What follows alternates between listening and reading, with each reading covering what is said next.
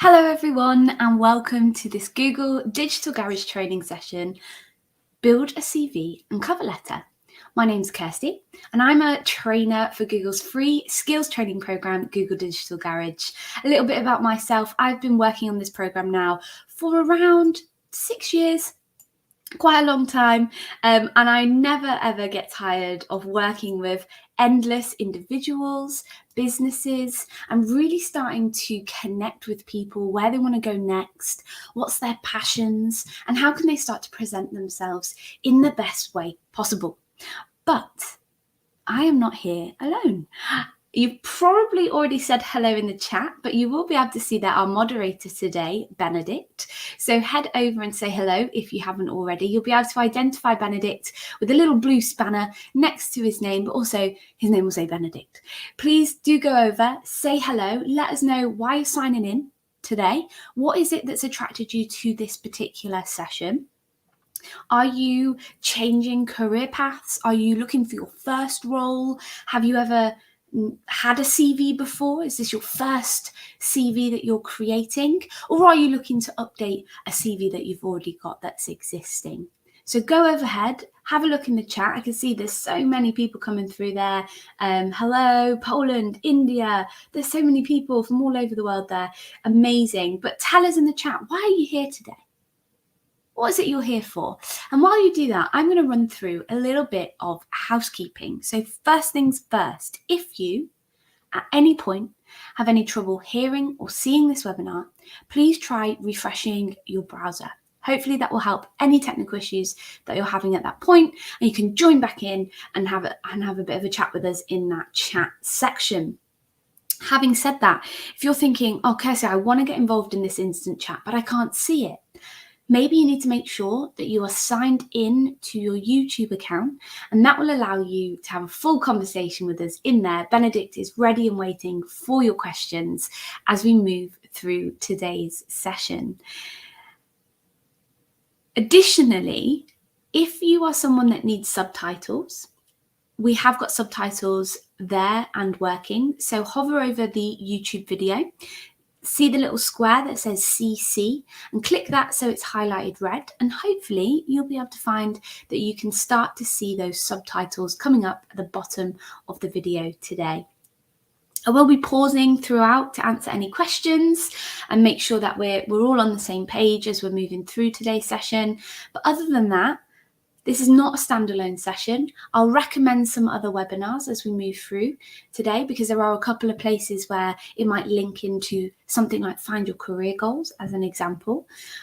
But do go to the link that's in the description of this video and have a look at the upcoming schedule for all of the other webinars that we've got going on with Google Digital Garage. So that's it for the housekeeping. Let's dive in to what we're going to be covering and how we're going to be covering that today. First of all, we're going to talk about our CV. We're going to look at building our CV, those building blocks, having a look at all of that information, starting to think about what needs to go where, what categories do we have through our CV, and how can we start to structure that in a real tangible way. Then we're going to look at writing a cover letter, how to use our cover letters to really push any applications we're sending that little bit further. Give them a little bit more detail, a little bit more personality when it comes to the application process. And finally, starting to think about how we get ready for our job search. How do we look at where can we find work? How can we look at any opportunities in your target kind of sector or market? Are there any trends particularly that you can start spotting? And also, how can we start to identify what we actually want to do? What's our career goals? What do we enjoy doing? So that's what we're going to finish up with today to get you thinking. So before I jump in to that first section, I also want to highlight this amazing opportunity from Google Career Certificates here. They've partnered with an online learning platform to give you these 4 great topics for high demand career sectors such as IT support, project management, data and analytics, and also UX design if that's something that you're interested in.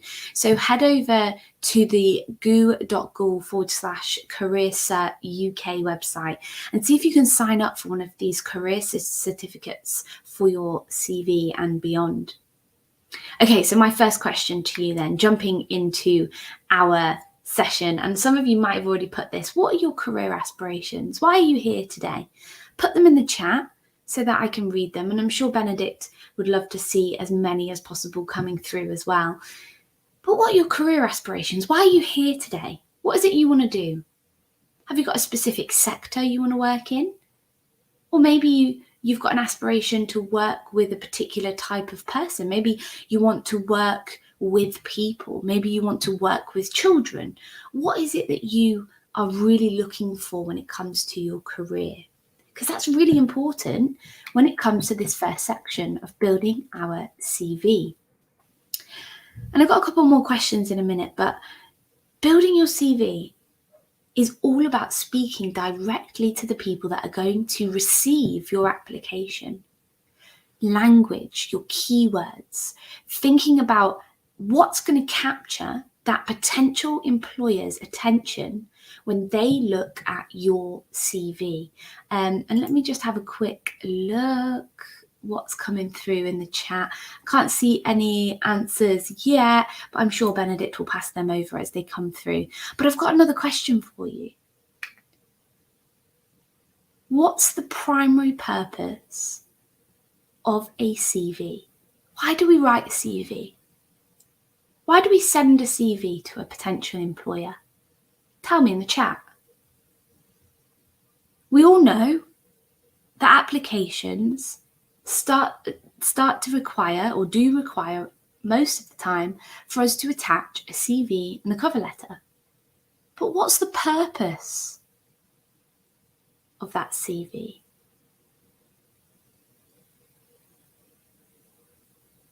And some of you might have heard CV as said as a resume. Both interchangeable. So whether you call it a resume or a CV, curriculum vitae, they're both interchangeable as language. And I can see there, Binto, show our experience and skills. Yes. Kaujik, short description of our qualifications. Yeah.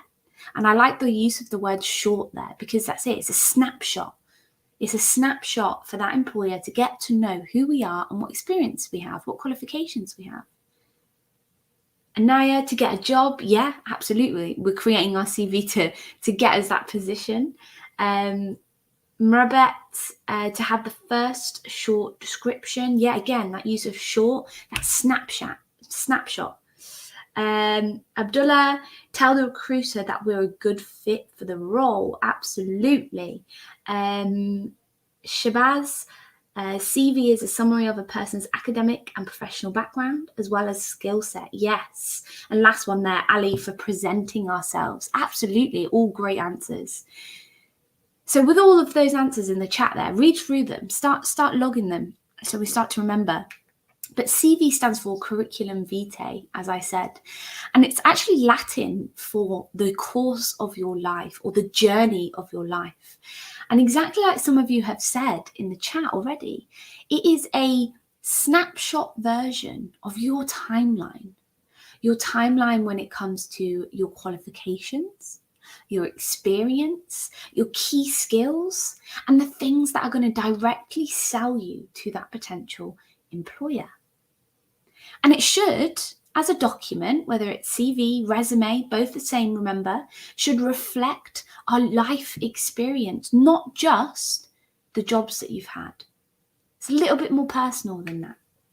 We want to create, yes, this summary of our experience so that a potential employer is going to understand where we've worked, where we've volunteered, where we've studied, so your experience is not just paid work experience, which we'll cover a little bit more later in this session, but a summary of everything that you've done that makes you good at certain key skills.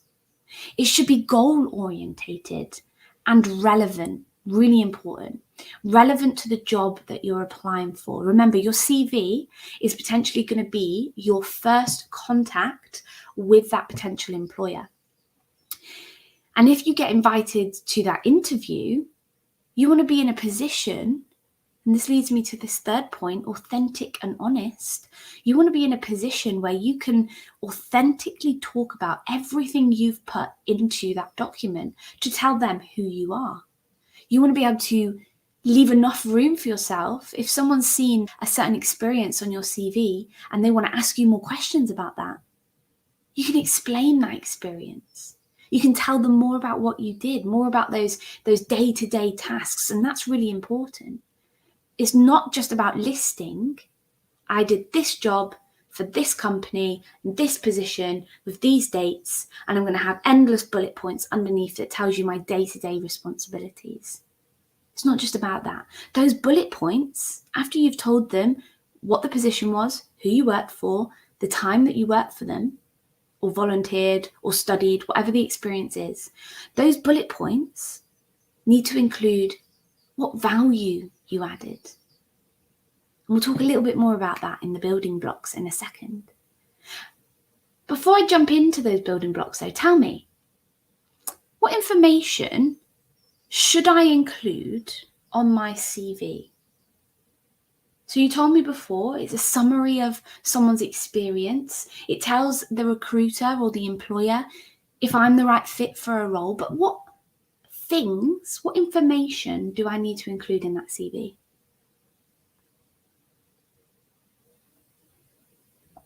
Tell me. Are there any specific pieces of information? And I'll get you started. I want to tell them who I am. So I want my name there. Potentially a location, maybe the city I live in. It doesn't need to be my full address, but the city I live in. What else do you think I need to include? My LinkedIn link, hyperlinked into the contact section. Kuznik there, any and all internships, qualifications, graduation year, amongst other things. Yeah, so all educational elements, absolutely. And any experiences you've had that have led from those steps in your career. So I can see Benedict's there. Let me see if anything else comes through.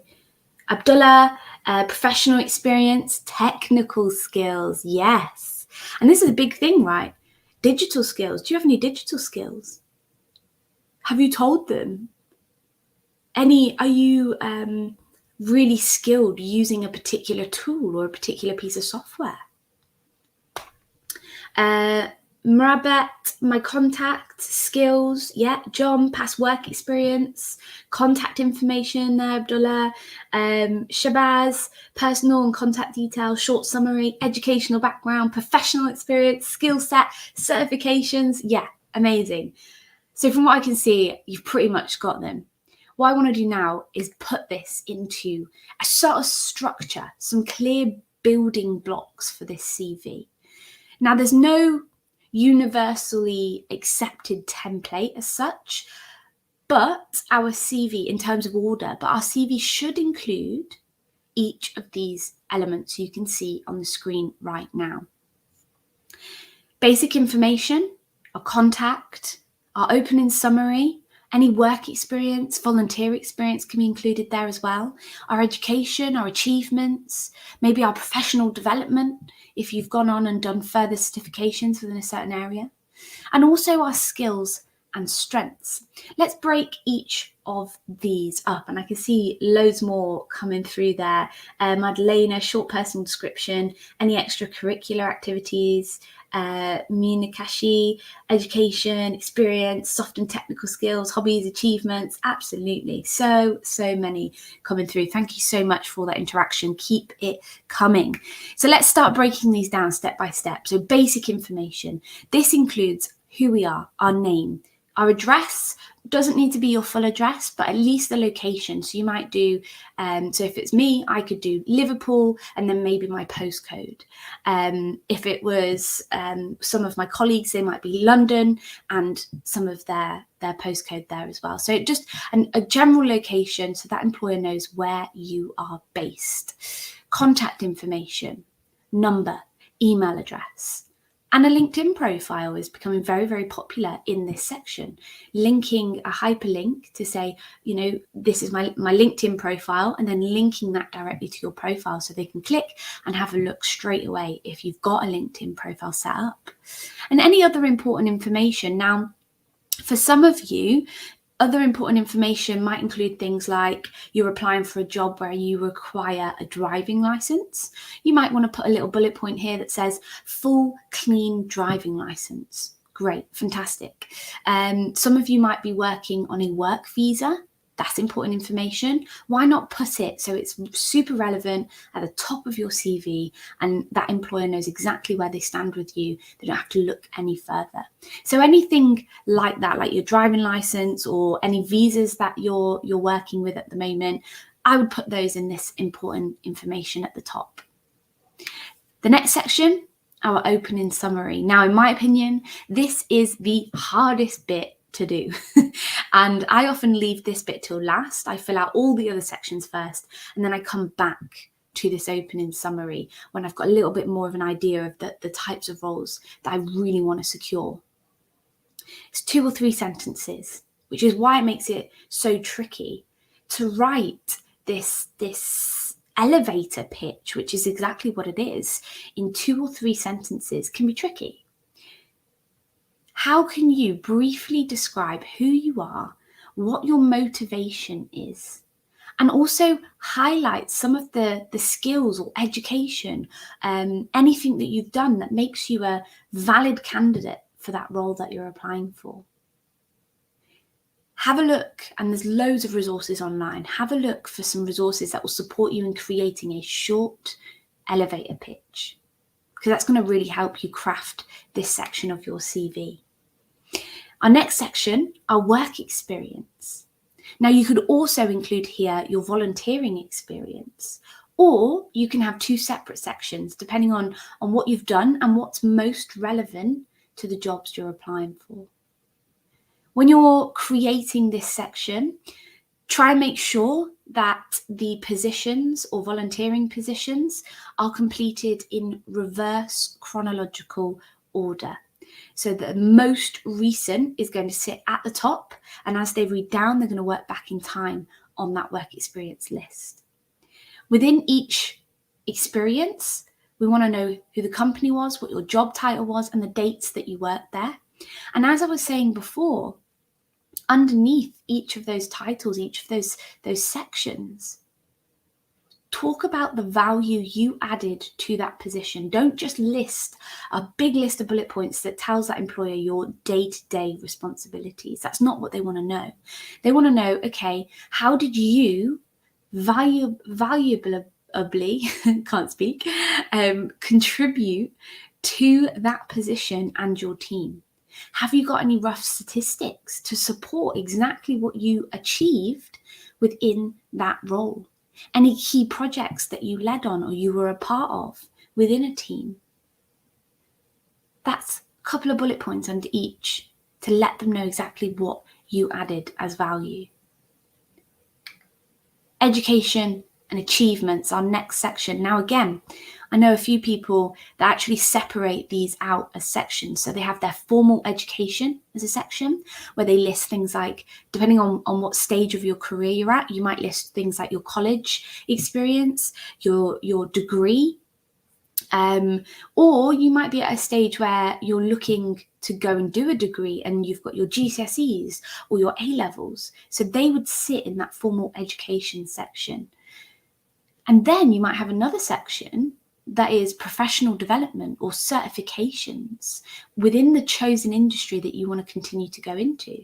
So maybe we have for example, a great certificate on our website, also in that link in the description of this video, called the Fundamentals in Digital Marketing. So maybe a few of you here today are looking to go into digital marketing. You've got a degree in whatever it is, so that would sit in your education section. And then you have a certificate section or a professional development section that says the Fundamentals in Digital Marketing, Google, and the date that you were issued that certification. So you could separate the two up depending on if your degree or your formal education is relevant to where you want to go next. Again, most recent at the top, reverse chronological order. Whether you've got one big section or two sections, each section should be in reverse chronological order.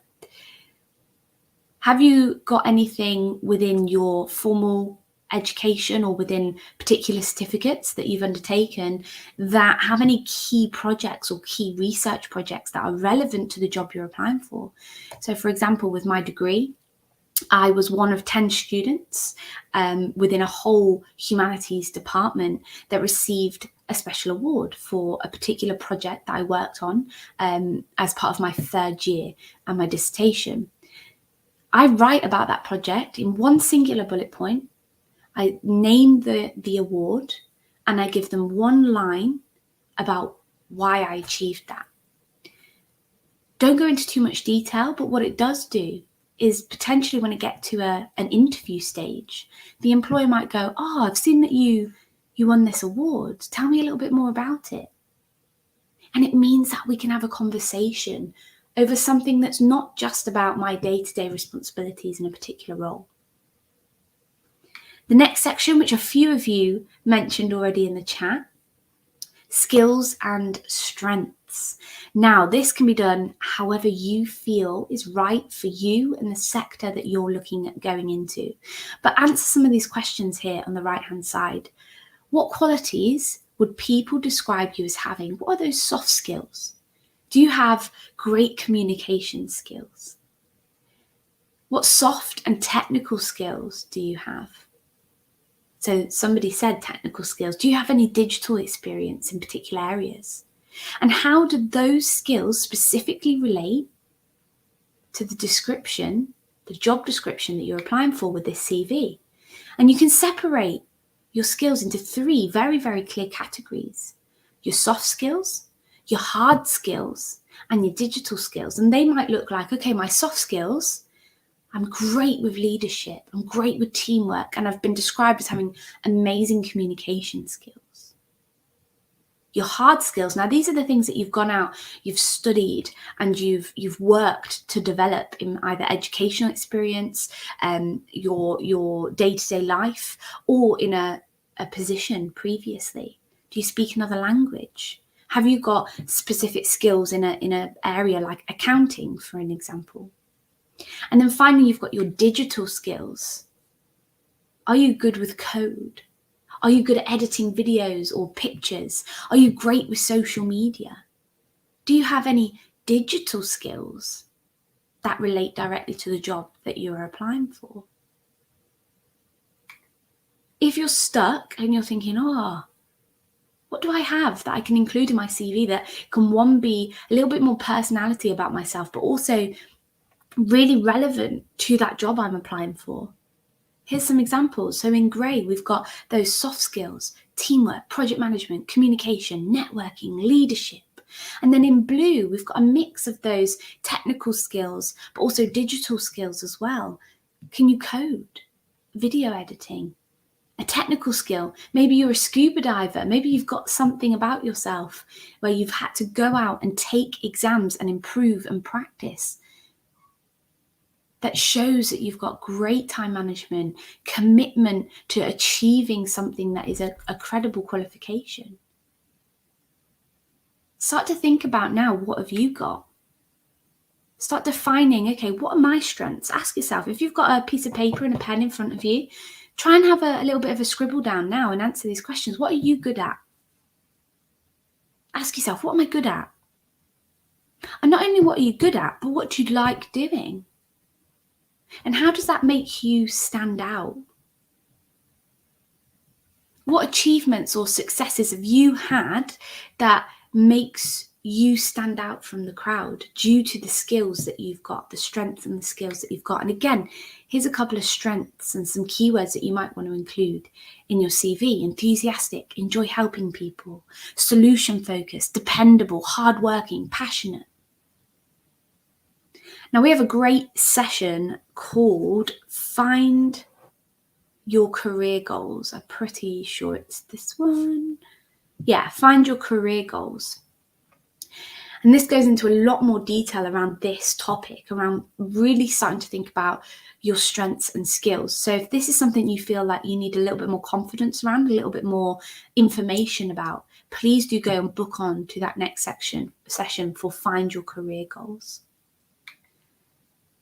Showcase your experience. Now we had those educational sections and the work experience. We talked a little bit about volunteering experience. Now there's loads of different types of experience, and I often get that question, I'm just starting, how can I showcase my experience when I haven't had a paid role yet? Or maybe I've worked for 30 years in this sector and I'm actually looking to change job roles. How can I really sell my experience? I know I can do it, but I need to show that I've got that experience with some of those skills. Remember, your experience is not just one thing. I often get sometimes, but I don't have any experience, Kirsty. And I always say, yes, you do. I bet you've had loads of experiences, even in day-to-day life, that are directly relevant to the types of roles that you're interested in. Someone mentioned this earlier, but have you done an internship? Have you got any paid work experience? But also, in your educational background or in your day-to-day when you've been looking at changing careers, have you taken on any kind of work experience that was unpaid? Doesn't matter whether it was for 2 weeks or a month. Remember those first 3 points we talked about at the beginning? As long as you can authentically talk about that experience, it's an experience. What did you learn? How did you contribute to that team within that period of time? Really sell and connect the experience you had within that time to the job description that you're applying for. Have you had any part-time jobs? Maybe you are a student and you work on the weekends or in the evenings, part-time. Start to objectively look at that job. Maybe you are studying maths and you work currently part-time to support yourself in hospitality. Start to think about, okay, what tasks and what value do I take in my part-time work? Problem solving, people skills, time management, communication. There's so many things that part-time jobs give us, any experience give us, that are directly transferable to the jobs that we start applying for. Any volunteering experience, exactly the same outlook. Then look at those certificates, those extra achievements that you've had. And if you're still thinking, you know what, I'm right at the beginning of my career here, have you got any extracurricular activities that you do? Do you do something that shows, and we had that scuba diving example, do you do something in your own time that shows that you can really commit to something at such a level that you might have gained extra certifications or qualifications in a specific area and been able to balance that while achieving other things, whether that be internship, volunteering, education, part-time work? Can you show that commitment? When you're talking about these experiences, think about, okay, what did you do? So what was the task? And this is where people usually stop. They write a list of bullet points and they tell that employer what they did in that role. But take it further. Take those bullet points further. Not only what you did, but what did you achieve in that role, in that team, in that position, in that experience? And how does that directly relate to the role you're applying for now? So craft those bullet points to speak directly to those employers, to tell them exactly why you are the most relevant person for that job description. What's transferable? Now, a question I also get quite a lot is, but does this have to be in a specific order? And the answer is no, to be honest. Like I said at the beginning, there's no universally accepted template. One thing I would say is you're always going to have your contact details, your name right at the top, and that opening summary very, very close behind. So they're the two things that are always at the top of the page in some fashion. Everything else you can move around depending on what is relevant to the job you're applying for. So if you're someone here today where your education is more relevant to the jobs you want next than the current part-time role that you've got, put your education at the top underneath the opening summary. Maybe you're someone where your key skills combined with professional development or certifications that you're doing are more relevant to that job. Put them at the top. And the same with your experience or volunteer experience. Maybe you have a paid job that's part-time, but then you're also volunteering in a position that's more relevant to the jobs that you would like to move into than your actual paid work. Put your volunteering experience at the top of your CV underneath your opening summary. Craft that CV so the first thing that your employer sees are the things that are directly relevant to them as an employer and the job that you would like to fulfill. Once you've got these key sections and you start deciding on where everything's going to go, you can start to then think about the formatting. Now, I've got two examples on the screen here. On the left-hand side, we've got a really great example. It's clean, it's professional, it's easy to read. We can start to see, and I've got a little magnifier here. Let me have a look. We can start to see, right, personal profile. We've got the work experience there, the job's title then listed, job title listed, and it would go on maybe onto a second A4 sheet. We've got our contact details and location, education there, and also some of those key skills of what this individual is good at. This one, however, on the right-hand side, it potentially doesn't even look like a CV. It's a little bit confusing. It's not got any clear arrangement. And even some of the language, it's not really that relevant. I enjoy comedy, collecting stamps, playing football, and eating out with my friends. I mean, great, I'm glad you enjoy that. But how is that directly relevant to the position you're applying for? Again, go further. Not just about what you do or what you've done, but what have you achieved with those things that you're talking about? In terms of impact with that CV, remember, an employer, and I mean, the statistic is something like, the average time each employer spends looking at a CV is around 7 seconds. 7 seconds to impress. So we want it to be clear and concise, easy to read. If you have any gaps in your timeline, maybe you took some time out to raise children, maybe you went traveling, maybe you took some time out to go back into education from your formal work experience, be transparent about those gaps. I actually had a 1.5 year gap in my CV where I went traveling in 2014 to middle of 2015.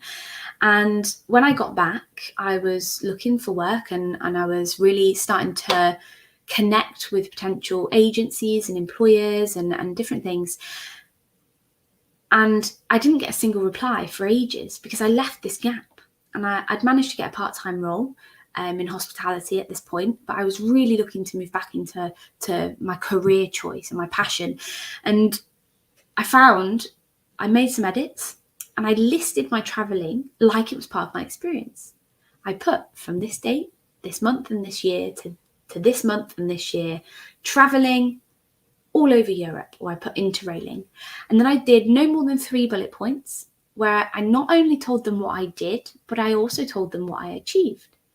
So I said things like, I managed to go to this many countries in this amount of months on the first time that I went out, how many places I'd worked at, and the fact that I kind of went out there with basically no money and managed to stay for so long and do so many different things.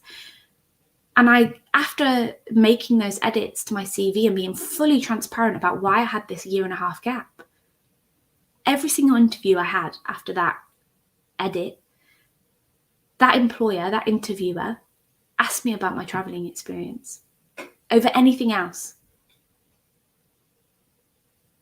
So be transparent, but remember the same process, not just about what you did, but what did you achieve and how is that relevant? And the final point there, before we pause for questions, get a second and third opinion. Get someone that you trust to read through it and give you anything about spelling mistakes, or give them the job descriptions that you're wanting to apply for and say, this is a type of role that I want. Do you think it's relevant? And get that second opinion. Now, I can see that Benedict has responded, but let's have a look. If I haven't got any work experience, what should I do? Now, Ahmed, I'm hoping that I've already answered that question in this section, but just to reiterate, really start thinking about what have you got that's transferable. It doesn't have to be paid work experience. It could be anything you've done. And the same for you there, Shabazz. Should education come first? I have 5 years experience, but willing to switch into a business role after your MBA. Hopefully with that rearrangement slide, I've answered that question for you. How do we describe soft skills? It's tricky as we can't just plainly write good communication skills. Minakeshi, I know what you mean there.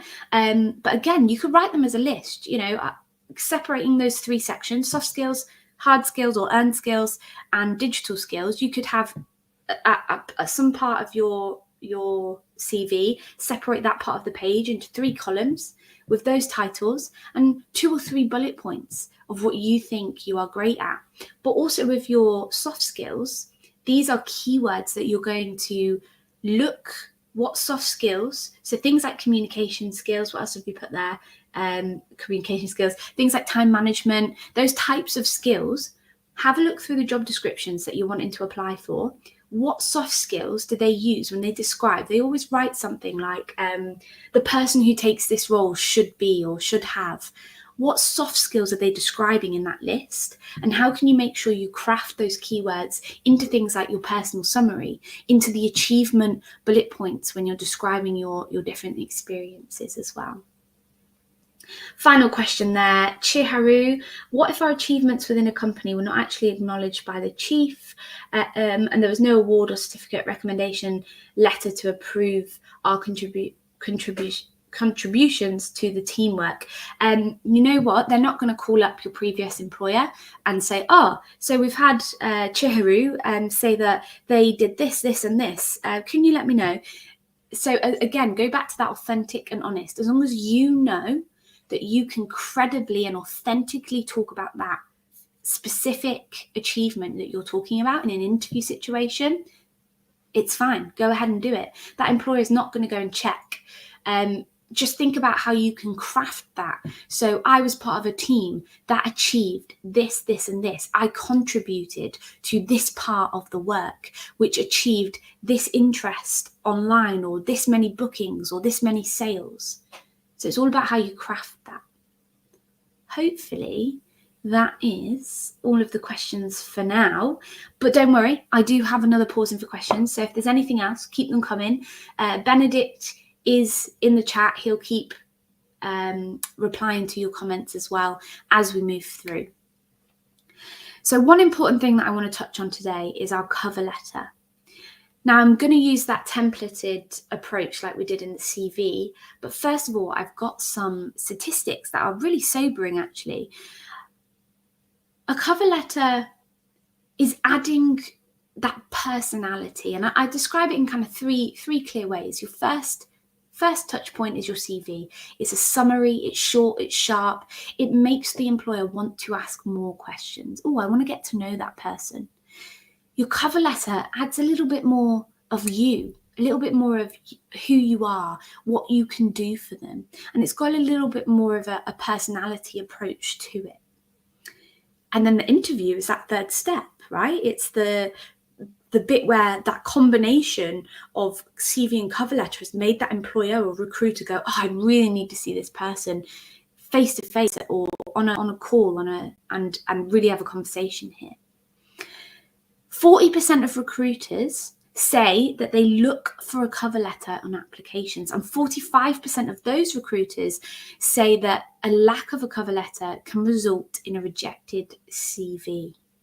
This is your chance to really sell yourself, really add your personality into everything you're telling that potential employer about yourself. So again, let's look at this in a building block format so that we've got it really, really clear. Because sometimes starting something like this, I mean, that's why the personal summary, the elevator pitch is so hard to write for some of us. When it comes to writing about ourselves, it becomes the hardest bit. And we get what we call blank page syndrome, where you just look, you know you've got to start, you can see the flashing cursor, and you just think, I don't know where to start. So let's build this up with a bit of an idea. So first section there, you've got your hi, hello, dear, and your introduction. So this is the top of your cover letter. Now, how you introduce it, firstly think about how you're addressing the person you're writing this cover letter to. What's relevant? Hi, a little bit more informal. If you have already had contact with the person that you're communicating with, hi is okay. You might say, hi, Benedict, how are you today? Or hi, Benedict, I'm following up with my cover letter and CV from our conversation previously. Great, we've had a previous connection with them. We can use something a little bit more informal and conversational. However, if you have never ever met the person that you are trying to connect with, you might want to go with something like hello, which is friendly but not too old-fashioned. It's not too formal. Or we've got the classic dear. I would always try and address the person that is going to read this CV and cover letter, but it's not always possible in a digital online world. So sometimes we might have to say something like, dear whomever this may concern, or potentially hello to the person that's heading up the recruitment department today. Find the relevant way of addressing that person directly. That introduction section, again, 2 or 3 sentences that gives that person a little bit more detail than your elevator pitch on who you are, where you found that role that you're applying for, what job it is you're exactly applying for, and why you're interested in that role. So start thinking about how you can introduce yourself there. The next section is then taking that summary further. What's important to you? What are you good at?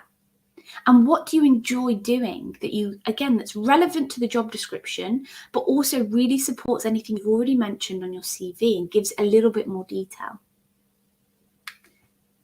Now, this paragraph in the cover letter is my favorite section, your problem versus solution. Now, every business that is looking to recruit someone has a problem.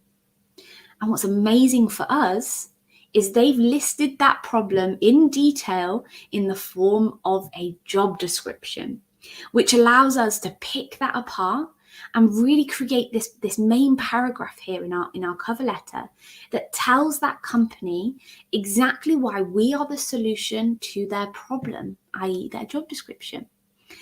Look at the language they've used in the job description. Look at the keywords. Look at how the company is moving forward.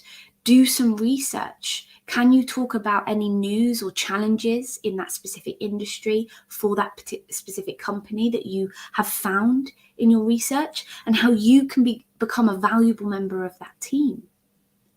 And again, this is another opportunity for you to mention some of those soft skills, those skills that are going to be invaluable to that business.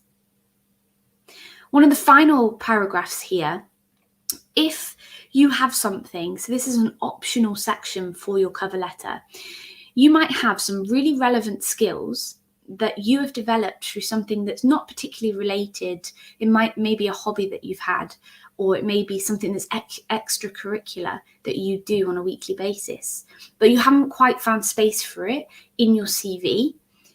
You can optionally create here this 5th paragraph of your cover letter that really talks about anything you're currently doing, or any volunteering, extracurricular activities, and the skill set that you're working on a weekly basis that's, again, directly relevant to the job description that you're applying for. So this is an optional paragraph, but it might give you that little edge, that little bit of sparkle when it comes to your application. You can also use this paragraph if you've potentially got a website or you've got an online portfolio, whether that's in the form of a social media profile, or maybe you've built a formal portfolio. You could also link that portfolio within this paragraph too. And just as important as the hello is the sign off. Something really simple and concise, but memorable, like what we've got here. I'm really honoured to be considered for this position. I look forward to hearing from you, and please let me know if you would like any more information about me. Many thanks, and then your name. So start thinking about, how can I tailor my application here to this specific role? Have I got a portfolio? Am I making sure I'm really talking about all of my skills that are relevant to this job description and any of my qualifications? Maybe you're currently studying and that's super relevant to the job description. How can you include that not only in your CV, but also highlight some of those important areas in your cover letter? So let's quickly walk through this with a bit of an example. So we've got our hi, hello, dear section. Dear Mrs. Webb. We've gone for that classic dear. Introduction. I'm a customer assistant currently employed, so telling them exactly who we are and what we're doing. I'd like to apply for the sales advisor role, so the role that I want to apply for, and where we heard about that job. I heard about the job through, and then the place. This is also a really great place to put if you've been recommended directly by someone who already works within the company. It's great to have that straight at the top, because recommendations are always amazing when it comes to searching for a role. So you can put that right at the top, so it's the first thing they read. Strong start. The next two sections, a summary of yourself. I would describe myself as friendly, helpful, and a patient team member. Cool. 3 things that make us special. And what have other people said about you? So another chance for you to really add in some of those soft skills. I've been praised for my warm manner in which I deal with customers. It's directly relevant to the role I'm applying for. And it's not just me that's telling you this. My colleagues have said this to me before. Problem versus solution. I think I'd be a great fit for the role. Again, I'm going to be the solution to your problem here because I can do this. And now these things are going to be the things that are listed in that job description. So for this particular one, I cope well under stress, and I'm used to dealing with a range of customers on a daily basis. If you're going to put in that optional paragraph there, in my spare time, I enjoy volunteering. So again, something extra, but also I'm taking a short part-time course and why that's relevant to the job description. And then that sign off that we've already read there as well. That final sparkle to your cover letter. Okay, let's have a look. I can see a couple of questions.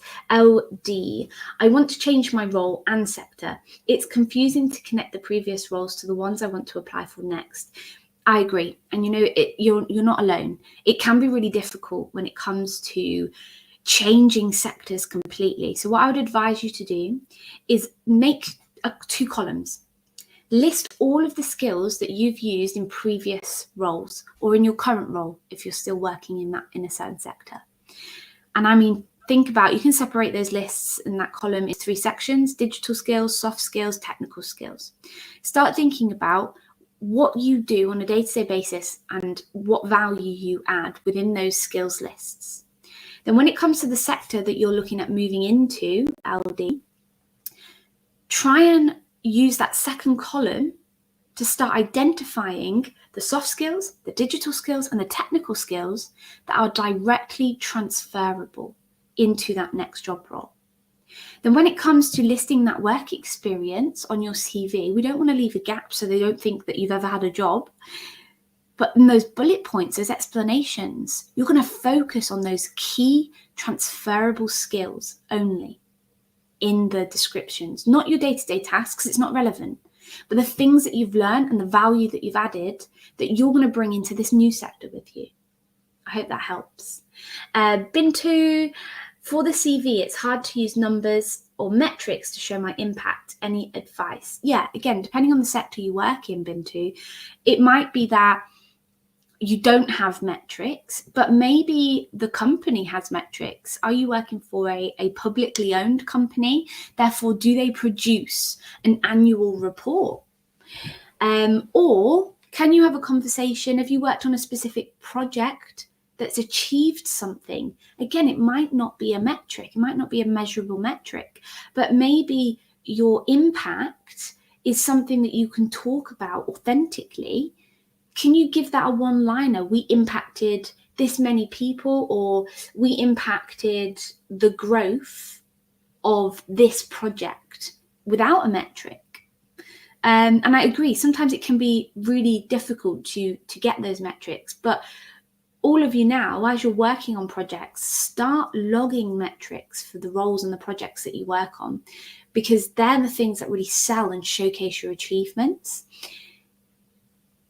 Try and think again, what did you do? What did you add to that team to make that project successful? Maybe it's that your team hit a deadline, or maybe you had 5 deadlines over a certain period of time and you hit every single deadline and your contributions were boom, boom, boom. So it doesn't always have to be a measurable metric. It can be something like, we achieved this, this, and this. Hope that helps. Bintu. Okay, we have just about 10 minutes left together. So I want to leave you today with this final section, getting ready for that job search. Before we apply for jobs, we need to start understanding what opportunities are actually out there and how we can start matching not only our formal experience, our education, our work experience, our volunteering experience, our skills, how we can match that to the jobs that are out there, but also how can we match our values, our career goals, the things we care about, to the opportunities that are potentially there waiting for us to apply for. Check your digital footprint. Really important, especially now, especially in this day and age that we find ourselves, this digital day and age we find ourselves in. It's really important that we pay attention to our online profile, our online presence, our online digital footprint. Google yourself. Have a look at what comes up. Look at the images that come up. Is anything not relevant? Now, your digital footprint is any activity, any information that can be found out about you as a person online.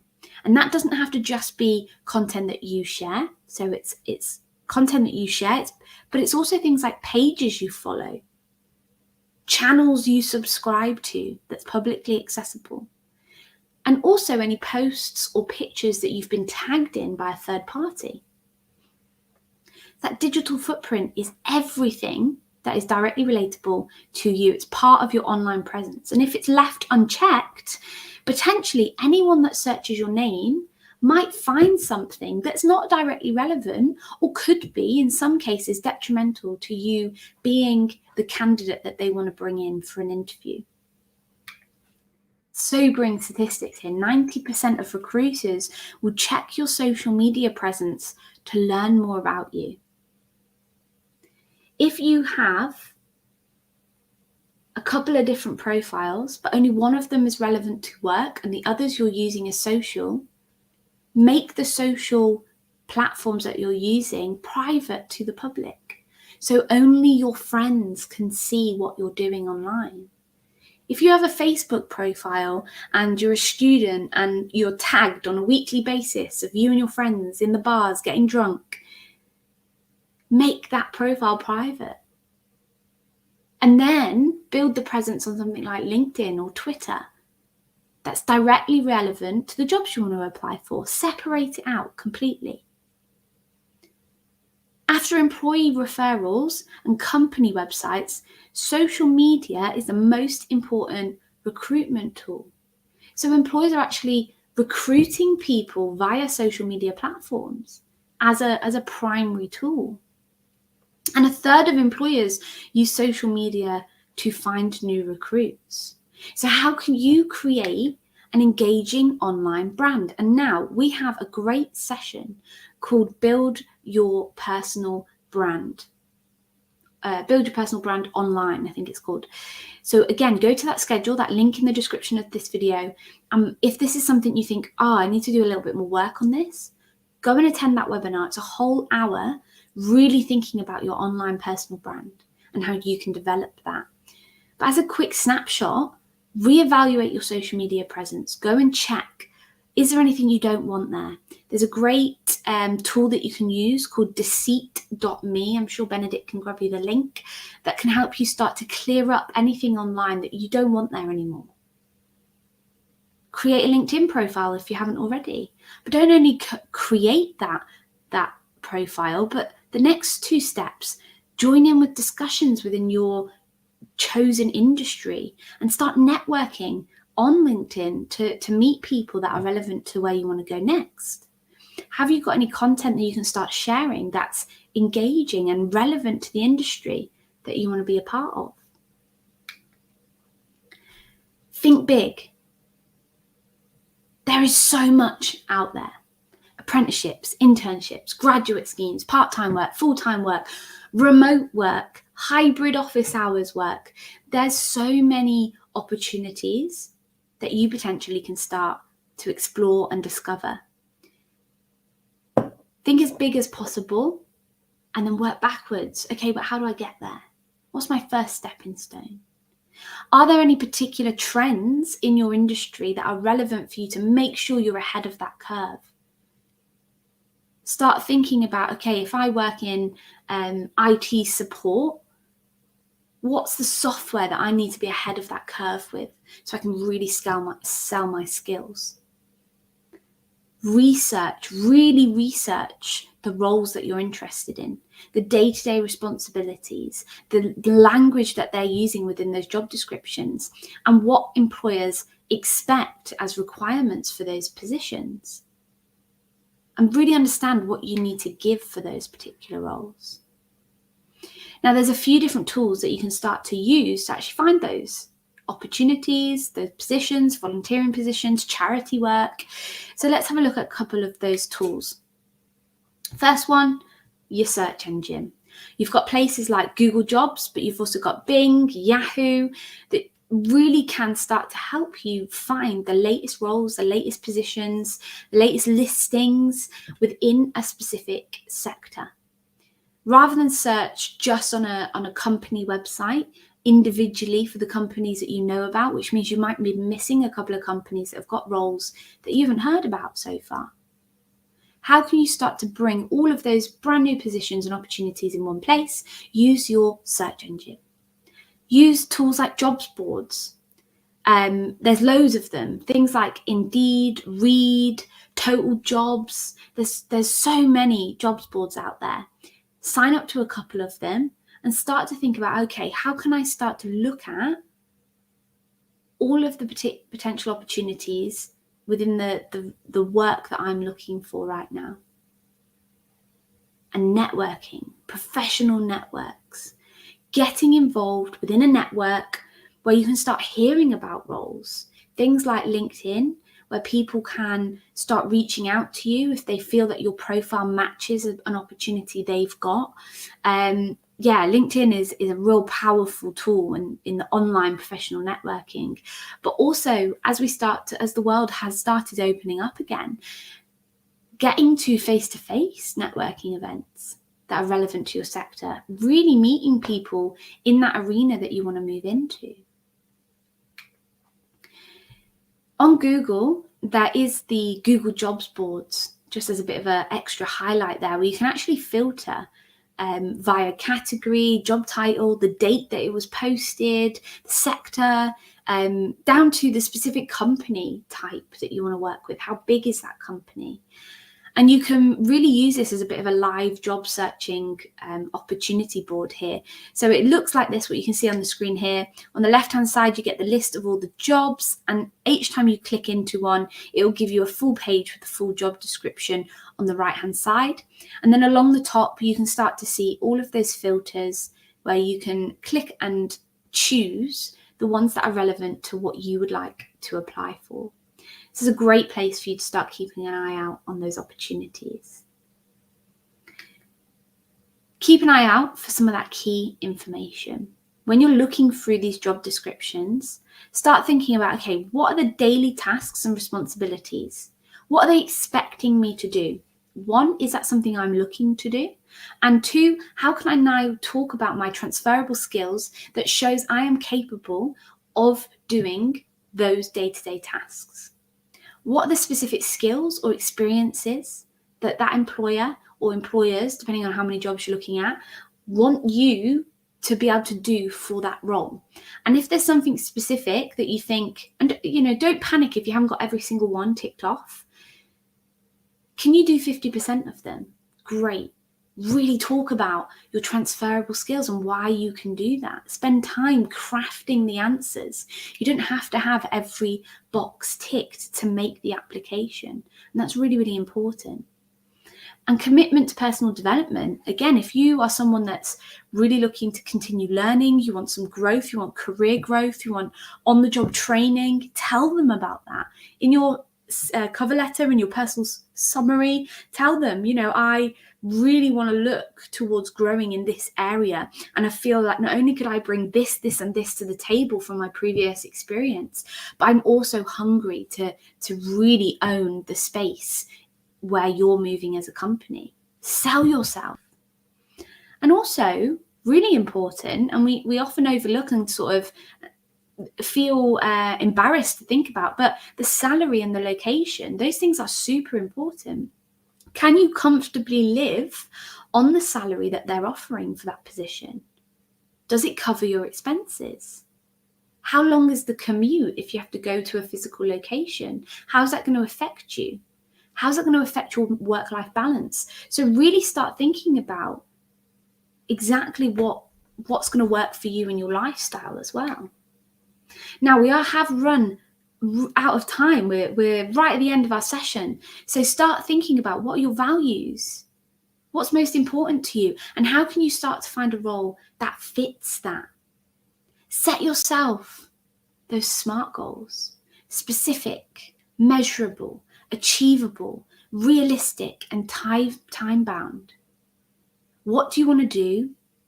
How do you know how do you know you've achieved it? Is it realistic? Is it achievable? And what's the deadline for yourself?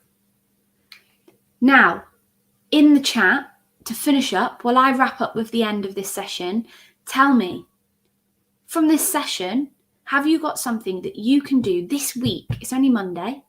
That you can do this week as your next steps for moving into your next career goals. Tell us in the chat. What are you going to do this week? Is it update your CV? Is it research certain sectors? Tell us in the chat. And while you do that, I'm going to finish up and wrap up with these last steps. Go to the link in the description. I'm sure Benedict will pop this in the chat.